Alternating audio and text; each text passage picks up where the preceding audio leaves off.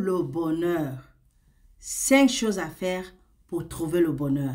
S'il te plaît, aime, commente et partage pour bénir d'autres. Et surtout, abonne-toi.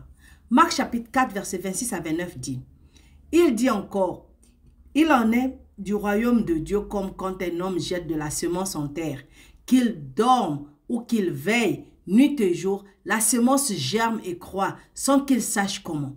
La terre produit d'elle-même, d'abord l'herbe, puis l'épi, puis le grain, tout formé dans l'épi. Et dès que le fruit est mûr, on y met la faucille, car la moisson est là. Le désir le plus élevé et le plus profond du cœur de l'homme est le bonheur. C'est l'émotion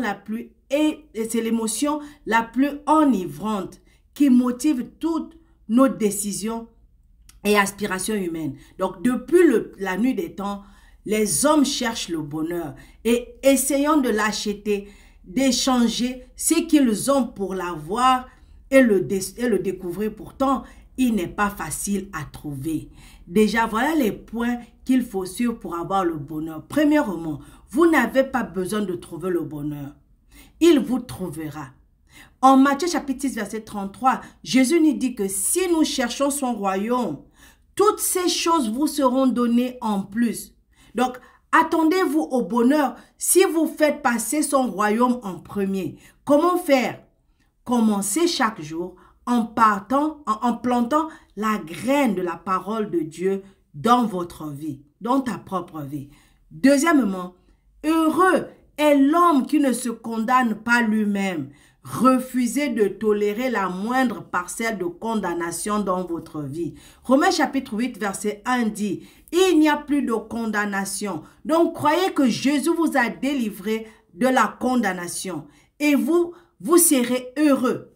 Troisièmement, considérez le bonheur comme un appel à faire confiance à Dieu. Jérémie chapitre 17, verset 7 dit, heureux est l'homme qui se confie en l'Éternel. Donc, confessez aujourd'hui votre confiance en Dieu, votre confiance en lui.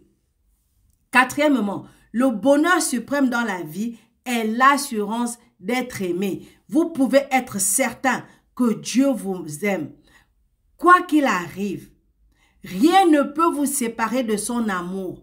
Vraiment, il faut mettre ça dans ton cœur et dans ta tête que tellement Dieu t'aime et rien ne va t'arriver. Cinquièmement, Dieu vous aidera à être heureux aujourd'hui. Le psaume 146, verset 5 dit, « Heureux celui qui trouve son soutien et son espoir dans le Seigneur. Demandez-lui de vous aider et de vous donner de l'espoir aujourd'hui. Puis croyez que vous l'avez reçu et vous le verrez s'accomplir. » Sixièmement, dans sa présence, il y a la plénitude de joie.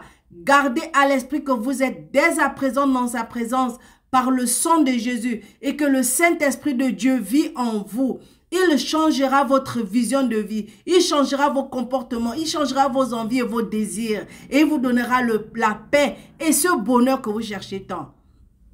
Alors, déclare avec moi aujourd'hui que j'ai la plénitude de joie et je demeure dans ma vie. La plénitude de joie de Dieu demeure dans ma vie. Le bonheur est dans ma vie parce que je suis dans la présence de Dieu et que son Saint-Esprit demeure en moi. Je marche dans le bonheur suprême car je sais que Dieu m'aime.